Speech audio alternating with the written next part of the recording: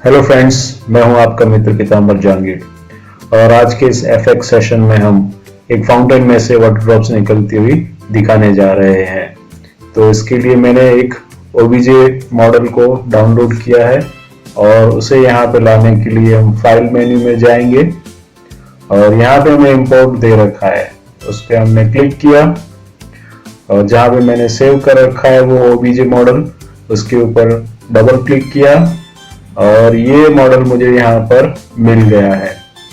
अभी इसके ऊपर आपको ग्रे कलर दिखाई दे रहा है, जबकि इसके ऊपर हम एक टेक्सचर लगाना चाह रहे हैं। तो मेरे पास एक ऐसा मार्बल का टेक्सचर है, ये वाला, और हम इसके ऊपर इसे लगाने जा रहे हैं। तो हम अर्नोल्ड मटेरियल हम यूज करेंगे इसके लिए। मॉडल को सेलेक्ट किया, राइट क्लिक करके रखेंगे आप इसके ऊपर और यहाँ पर नीचे असाइन फेवरेट मटेरियल में मैंने एआई स्टैंडर्ड सरफेस को ऐड कर रखा है।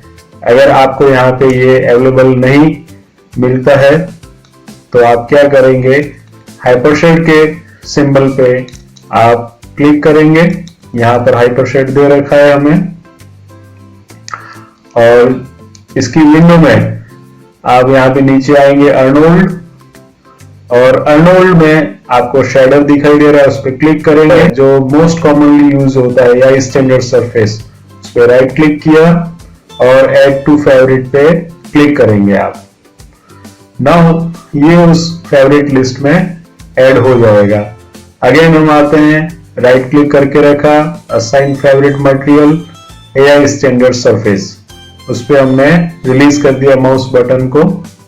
आएंगे हम एट्रीब्यूट एडिटर में, यहाँ पे हमें दिखाई दे रहा है एआई स्टैंडर्ड सरफेस। इसको हम रीनेम करेंगे जिससे वापस फ्यूचर में इसको इजीली हम चेंज कर सके। नाम हमने दे दिया है। नाउ यहाँ पर कलर ऑप्शन हमें दिखाई दे रहा है बेस के अंदर। अगर आप कोई कलर देना चाह रहे हैं, इस पे डबल क्लिक करिए, कौन सा कलर आपको चाहिए वो लीजिए और डन पे क्लिक करिए।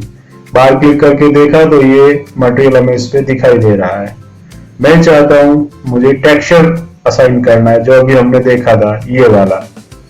तो आप क्या करेंगे, कलर के आगे जो चेकर है उस पर क्लिक करेंगे, यहाँ पे फाइल पे क्लिक करेंगे, यानी ये वाली फाइल हमें लगानी है। इमेज नेम में आएंगे, जो आगे फोल्डर का सिंबल है उस पर क्लिक करेंगे और जहां पे आपने ये टेक्सचर सेव कर रखा है वहां पे आके उस पर डबल क्लिक करेंगे। नाउ ये टेक्सचर लग गया है। इसे देखने के लिए आप कीबोर्ड से 6 प्रेस करेंगे तो ये टेक्सचर हमें यहाँ पे विजिबल होता हुआ मिलता है। ये टेक्सचर सेटिस्फैक्टरी लग रहा है मुझे। नाउ मेरी ऐसी जरूरत है कि इसमें से वाटर ड्रॉप्स निकल रही हो और इसके लिए हम एफएक्स की हेल्प लेने वाले हैं। मेन्यू सेट में हम आए, मॉडलिंग की जगह पर हमने एफएक्स पे क्लिक किया और एन पार्टिकल्स में क्लिक करेंगे। आप नीचे क्रिएट एमिटर पे आए और ऑप्शन बॉक्स पे हमने क्लिक किया और आप देख रहे हैं यहाँ पर एमिटर टाइप जो है वो ओमनी है, यानी ये सभी डायरेक्शंस में पार्टिकल्स निकालेगा, जबकि हम चाह रहे हैं कि पार्टिकल किसी एक डायरेक्शन में जाए और फिर नीचे फॉल हो। तो इसके लिए हमने डायरेक्शनल ले लिया यहाँ से। नाउ डायरेक्शनल लेने के बाद आप क्रिएट पे क्लिक करेंगे तो हमारा एमिटर बन जाएगा। आप देखिए आउटलाइनर में एमिटर है हमारे पास। एमिटर को सेलेक्ट करके हमने ऊपर मूव कर लिया। इंटेंसली हमने इसे थोड़ा सा ऊपर रखा है अभी और ये न्यूक्लियस है, जो कि फोर्सेस हैं इस पे अप्लाइड है, जिसके कारण पार्टिकल्स जो है वो नीचे गिरेंगे। आप देखिए एट्रीब्यूट एडिटर में आके अभी हमारे जो पार्टिकल्स है वो एक्स एक्सिस में, यानी पॉजिटिव एक्स में एमिट होंगे और फिर नीचे गिरेंगे ग्रेविटी के कारण। तो ऐसा कुछ हमें यहाँ पे दिखाई दे रहा है। हम चाहते हैं पार्टिकल्स जो है अप डायरेक्शन में जाने चाहिए, यानी वाई डायरेक्शन हमें चाहिए। एक्स एक्सिस पे हमने 0 लिखा और वाई एक्सिस पे आके हमने 1 लिखने के बाद एंटर प्रेस कर दिया। नाउ अगर हम इसे प्ले कर रहे हैं तो आप देख रहे हैं पार्टिकल्स अभी ऊपर जाने की बजाय नीचे गिरते हुए दिखाई दे रहे हैं। या तो इसकी स्पीड को बढ़ाइए, यहाँ पर स्पीड दे रखा है, या फिर न्यूक्लियस में आके आप जो ग्रेविटी है उसकी वैल्यू को 0 कर दीजिए। तो अभी हम एक बार प्ले करके देख रहे हैं, ग्रेविटी का जो अमाउंट है वो हमने 0 लिखा। और अब अगर हम प्ले करके देखते हैं तो हमारे पार्टिकल्स जो है वो अपसाइड में एक ही स्ट्रेट लाइन में हमें जाते हुए दिखाई दे रहे हैं। मुझे ये सेटिंग नहीं चाहिए। वापस ग्रेविटी की वैल्यू हमने 9.8 कर दी और एक बार इसे हम वापस प्ले करके देखेंगे।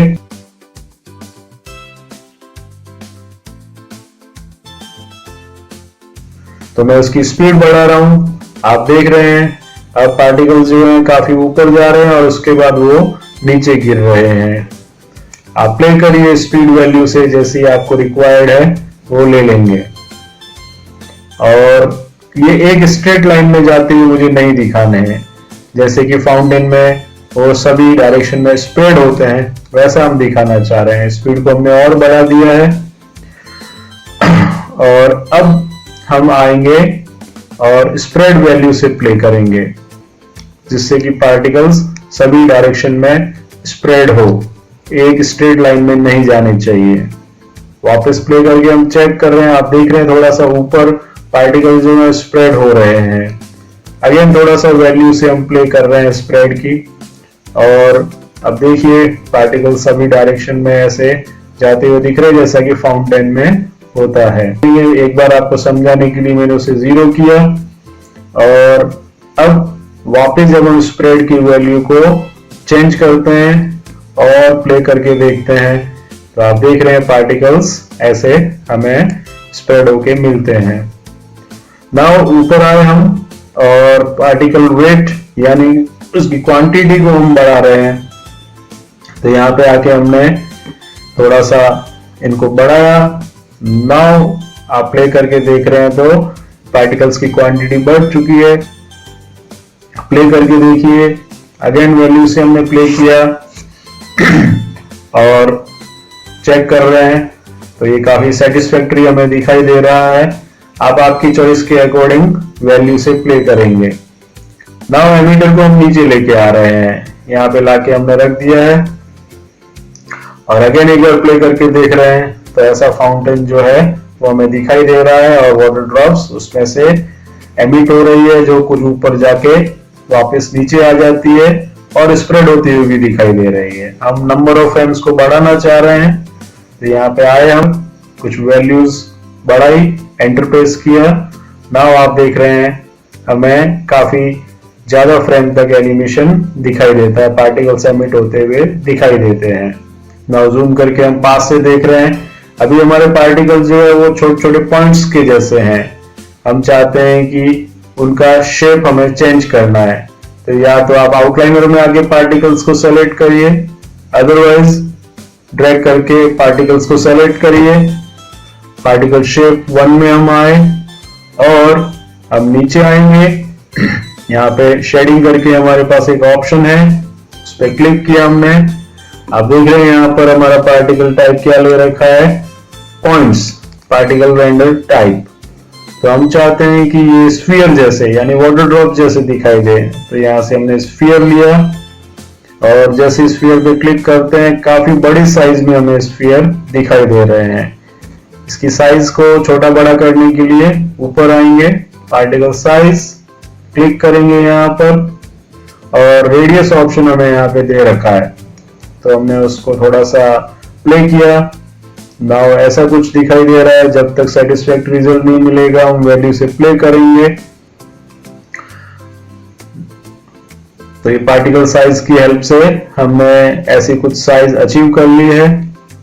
और अब हम क्या चाह रहे हैं कि जो पार्टिकल्स एमिट होते हैं, तो स्टार्टिंग में तो ये थोड़े से डार्क दिखने चाहिए, नीचे जाते जाते ये थोड़े से ट्रांसपेरेंट या फेड हो जाने चाहिए। तो वापस हम आएंगे शेडिंग में, नीचे एक ऑप्शन है ऑप्टिसिटी स्केल, वहां पे आएंगे और एक पॉइंट हमें दिखाई दे रहा है, ये स्टार्टिंग पॉइंट है, स्टार्टिंग में ये कैसे होने चाहिए, और यहाँ पे एंड पॉइंट हम डिफाइन कर रहे हैं। तो इसको हम नीचे ले आए काफी अभी हमें रिजल्ट नहीं दिखाई देगा। और इसे सेट किया हमने। हम चाहते हैं कि पार्टिकल की जैसे जैसे एज बढ़े वैसे वो ट्रांसपेरेंट या फेड होने चाहिए। तो हमने यहाँ पे ऑपेसिटी स्केल में आने के बाद यहाँ पे ले लिया है एज, इसका इनपुट, और थोड़ा सा और प्ले किया। सो नाउ आप देख रहे हैं पार्टिकल जब एमिट हो रहे हैं उस समय काफी डार्क हैं, ऑपेक हैं, और जैसे जैसे वो नीचे जा रहे हैं, उनकी एज बढ़ रही है, वैसे वो ट्रांसपेरेंट हो रहे हैं। तो यहां से आपको ये प्ले करके सेट करना है। हमने कुछ इतना सेट कर लिया है इसे, और अब आप इसे प्ले करके देखिए अगेन। तो पार्टिकल स्टार्टिंग में काफी डार्क है और यहाँ पे आके वो ट्रांसपेरेंट या फेड हो रहे हैं। वापस हम ऊपर आए पार्टिकल साइज में, और हम चाहते हैं कि पार्टिकल्स की जैसे जैसे एज बढ़ती है उनकी साइज भी छोटी होनी चाहिए। तो यहाँ पे हमारे पास एक ऑप्शन है रेडियस स्केल, उसके एंड में हम आए और उसे हम नीचे ले आए काफी ऐसा। और पार्टिकल छोटे कब होने चाहिए उसका इनपुट भी हम अभी डिसाइड करेंगे। यहाँ पे दे रखा है radius scale input and age, यानी पार्टिकल की एज बढ़ेगी तो उनकी साइज छोटी हो जानी चाहिए। प्ले करिए अगेन, और जब तक आपको सही रिजल्ट नहीं मिले वहां पे आपको एक्सपेरिमेंट करना है।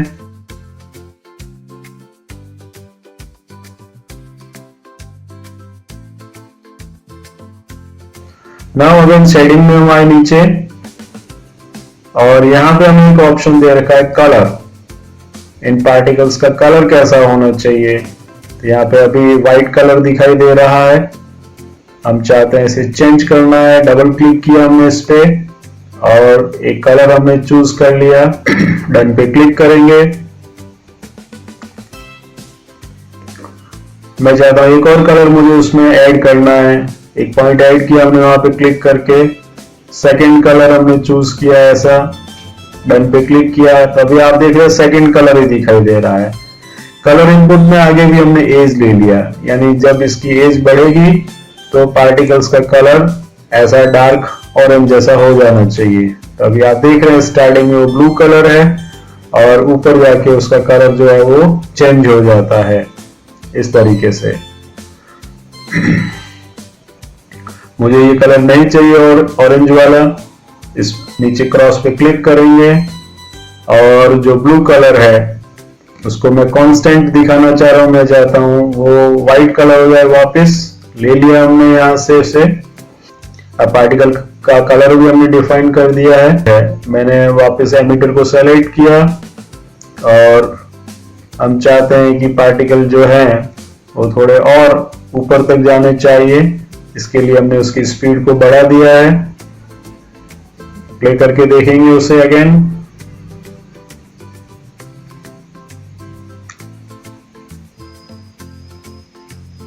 और इसकी पार्टिकल रेट को भी हम बढ़ा रहे हैं, यानी क्वांटिटी हम बढ़ा रहे हैं। अगेन चेक करेंगे एंड ये काफी सेटिस्फैक्टरी जैसा लग रहा है हमें। अभी जब हम चेक करते हैं तो पार्टिकल जो है इस फाउंटेन मॉडल के आर पार निकल जाते हैं, इसके थ्रू आउट चले जाते हैं। हम चाहते हैं कि पार्टिकल इससे टकरा के बाउंस होने चाहिए। मॉडल को सेलेक्ट किया, आ गए हम एनक्लोज में और यहाँ पे एक ऑप्शन है क्रिएट पैसिव कोलाइडर, उस पर क्लिक किया। नाउ पार्टिकल आप देख रहे हैं ऐसा कुछ हमें रिजल्ट दिखाई दे रहा है। हमने एमीटर को सेलेक्ट करके थोड़ा सा अप मूव कर लिया है, थोड़ा सा ऊपर रखा। नाउ प्ले करके देख रहे हैं तो पार्टिकल्स एमिट हो रहे हैं और ऐसा हमें रिजल्ट मिल रहा है। एमिटर को एक बार नीचे लेके आते हैं। पहले हम चाहते हैं इतना ऊपर नहीं रखना है, नीचे रख के मुझे रिजल्ट मिलना चाहिए, पर वो ऐसा नहीं होना चाहिए। मॉडल को सेलेक्ट करेंगे। कॉलिशन फ्लैग जो है वो आप अभी वर्टेक्स ले लेंगे, यानी ईच वर्टेक्स जो है वो अभी हमारा कोलाइडर बनना चाहिए। तो आप देख रहे हैं पार्टिकल्स ऐसे अपसाइड में जा रहे हैं और जब भी वो हमारे मॉडल के कांटेक्ट में आएंगे तो उसको टच करके उसके ऊपर बाउंस होंगे और देन वो नीचे गिरेंगे, न कि उसके आर पार निकल जाएंगे। अगर हम चाहते हैं कि अभी हमारे कोलाइडर की थिकनेस क्या है, तो यहाँ पे आएंगे आप और कोलाइडर थिकनेस पे क्लिक करेंगे और उसकी थिकनेस हम कम या ज्यादा कर सकते हैं, यानी मॉडल अब उसके जैसा ही रहेगा, बट इनडायरेक्टली हम चाहते हैं कि वो बहुत पहले टकरा जाए उससे, ऐसा हमें दिखाना है। तो वो सब आप यहां से प्ले करके देख सकते हैं।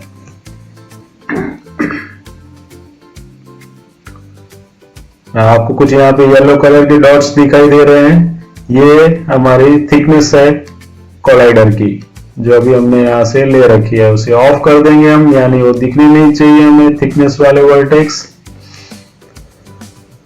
नाउ आप प्ले करिए।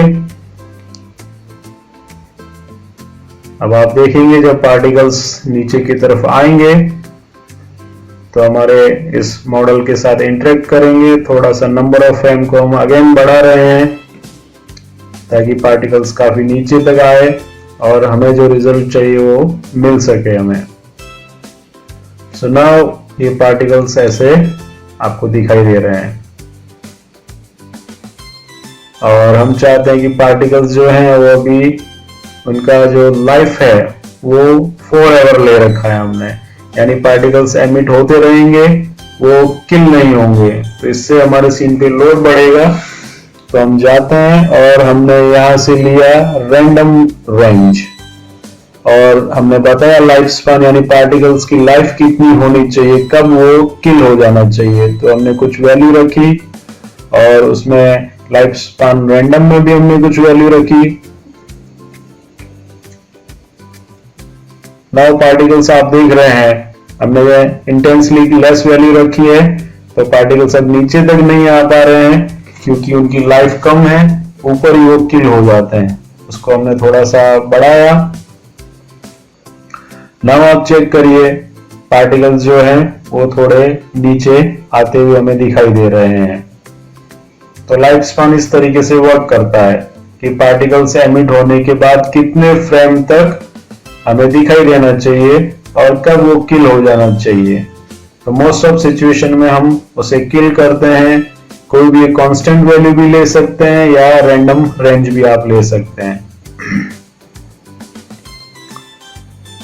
और हम डिसाइड कर लेते हैं कोई एक वैल्यू जो हमारे इस प्रोजेक्ट के लिए प्रॉपर हो।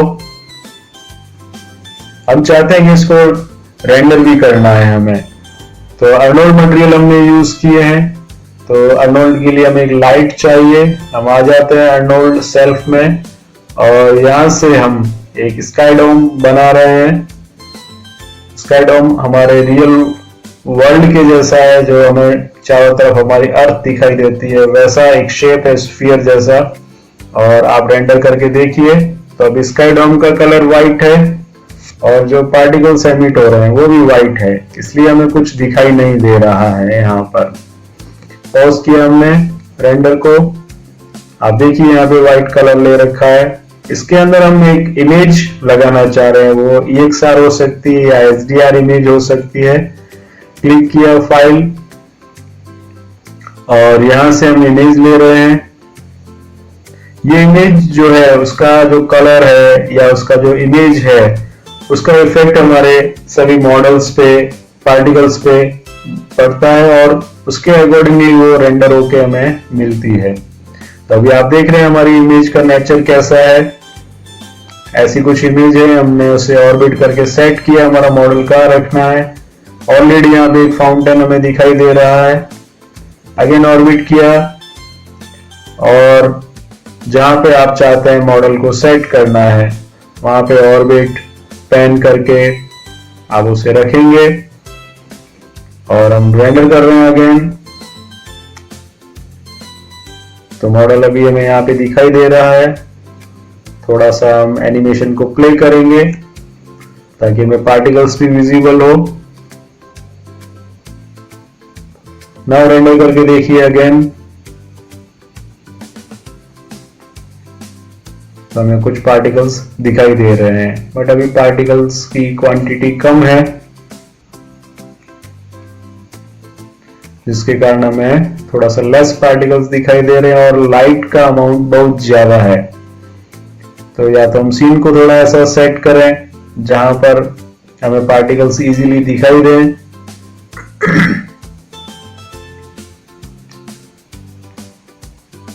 हमारे यहाँ पर अगेन क्वांटिटी को हम बढ़ा रहे हैं पार्टिकल्स की, और दूसरी कुछ सेटिंग से भी लाइक उसकी साइज को भी हमने बढ़ाया।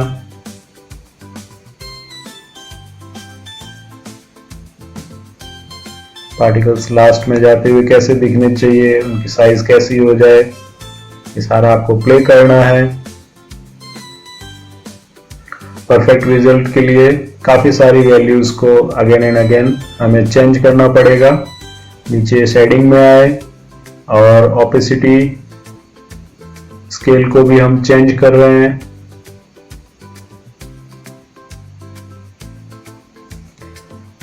अभी ऐसे कुछ पार्टिकल्स हमें रेंडर होके दिखाई देते हैं।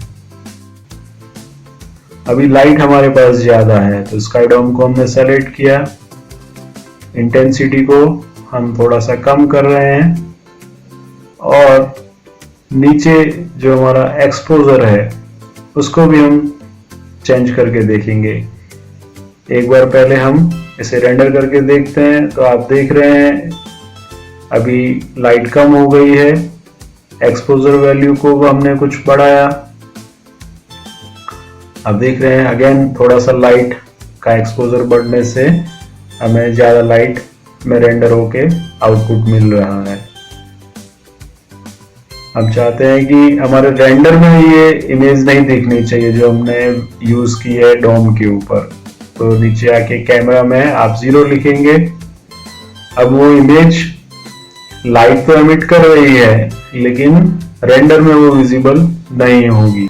अब चाहते हैं कि ये जो पार्टिकल्स एमिट हो रहे हैं, नीचे गिर रहे हैं, ये पूरा का पूरा एनिमेशन मुझे रेंडर करना है। तो हम चाहते हैं रेंडर सेटिंग के अंदर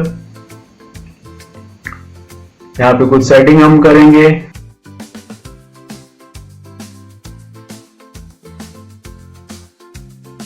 सबसे पहले हम आते हैं कॉमन टैब के अंदर।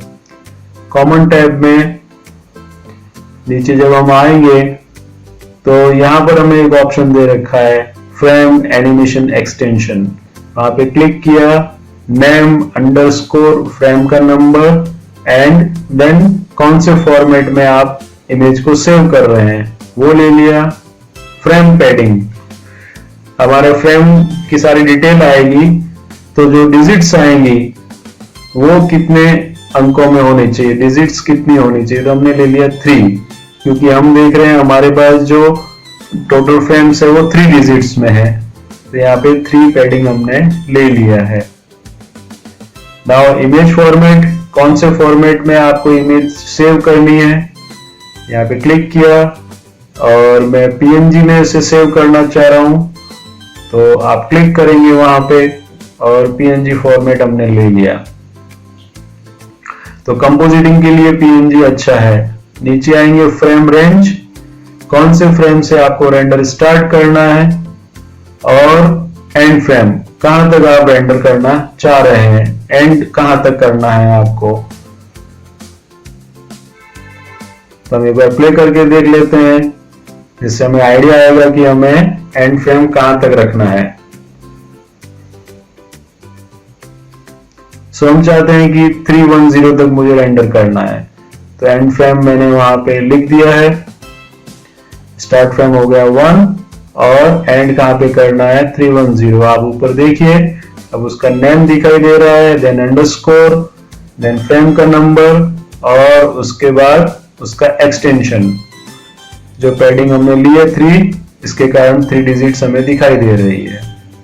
अब आउटपुट की साइज क्या रखनी है, हमें कैमरा कौन सा रखना है। तो हमने कोई कैमरा नहीं बनाया है, पर्सपेक्टिव में हम देख रहे हैं तो हम चाहते हैं कि वही हमारा कैमरा है। नीचे आएंगे इमेज साइज और यहाँ पे हमें जो प्रीसेट दे रखा है उसमें से हमें जो रिक्वायर्ड है आउटपुट की साइज वो हम चूज करेंगे और हमने ले लिया SD,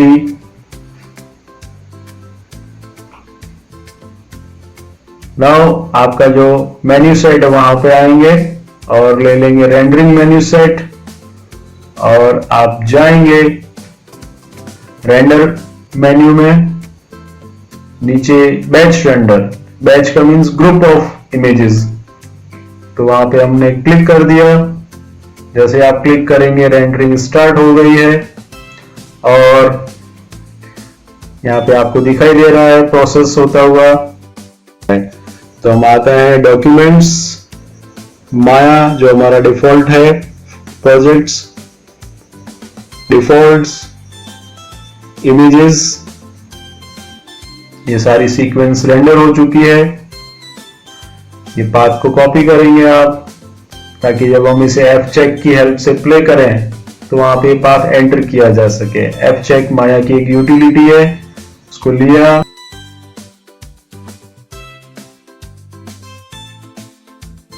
फाइल, ओपन एनिमेशन, और ऑलरेडी वो आ रहा है पाथ, उस पर हमने क्लिक कर दिया तो ये एनिमेशन प्ले हो रहा है। स्टार्टिंग में ये थोड़ा सा स्लोली प्ले होगा, तो हम वेट कर रहे हैं जितने भी हमारे फ्रेम्स हैं वो एक बार सारे प्ले हो जाए।